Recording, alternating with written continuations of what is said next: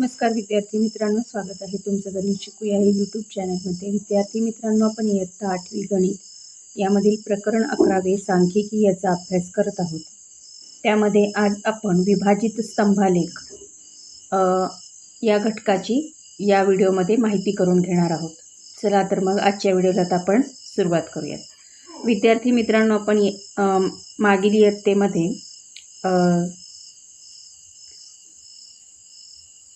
स्तंभालेख काय असतो ते शिकलेलो आहोत। त्यामध्ये जोड स्तंभालेख पण आपण शिकलेलो आहोत। साधा स्तंभालेख आणि जोड स्तंभालेख असे दोन प्रकार आपण शिकलेलो आहोत। तर आता आपण यावर्षी थोडे अजून दुसरे स्तंभालेख कोणत्या प्रकारचे असतात ते अभ्यासूया। त्यामध्ये आज आपण आता विभाजित स्तंभालेख बघणार आहोत। त्याच्यामध्ये विभाजित स्तंभालेखामध्ये जसं आपण जोड स्तंभालेखामध्ये बघितलं की माहिती आपण जशी दोन स्तंभालेख काढून त्याच्यामध्ये ती माहिती देतो, त्याचप्रमाणे ही माहिती आपण एकाच स्तंभामध्ये दोन घटकांची माहिती दिलेली असते। त्यामुळे एकाच या स्तंभालेखातून आपल्याला ते लक्षात येते म्हणजे आपली जी विभागणी केलेली असते त्या माहितीची, त्यावरून आपण ती समजून घेतो। तर आता इथे त्याचं हे उदाहरण दिलेलं आहे बघा, की एक गाव आहे, त्यामध्ये पुरुष आणि स्त्रिया जे मजूर आहेत त्यांची माहिती दिलेली आहे।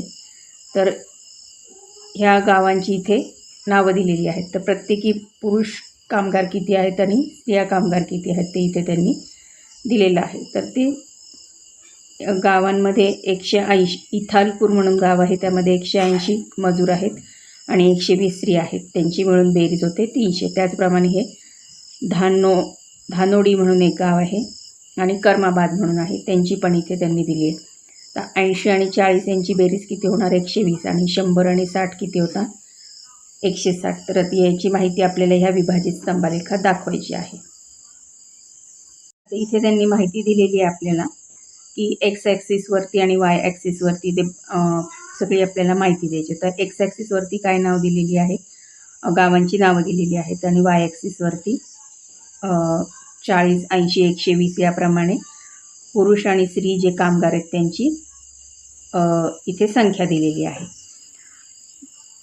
तर आता इथे 1 सेंटीमीटर वाय अक्षावरती 1 सेंटीमीटर स्केल घेतलेला आहे 40 लेबर म्हणजे 40 मजूर, आणि एक्स अक्षावरती समान समान अंतर ठेवलेलं आहे दोन स्तंभालेखांमधलं, इथे तुम्हाला दिसत असेल बघा।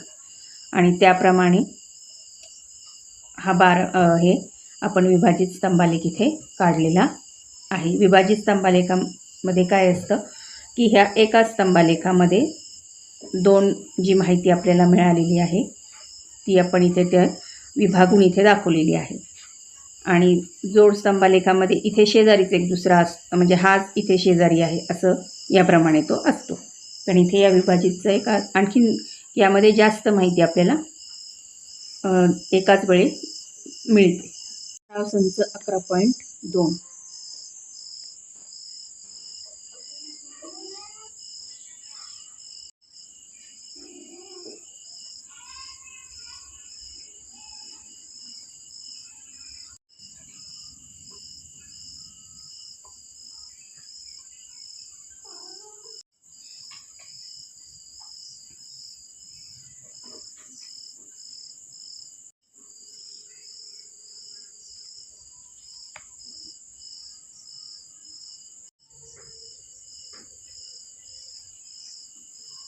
Oh.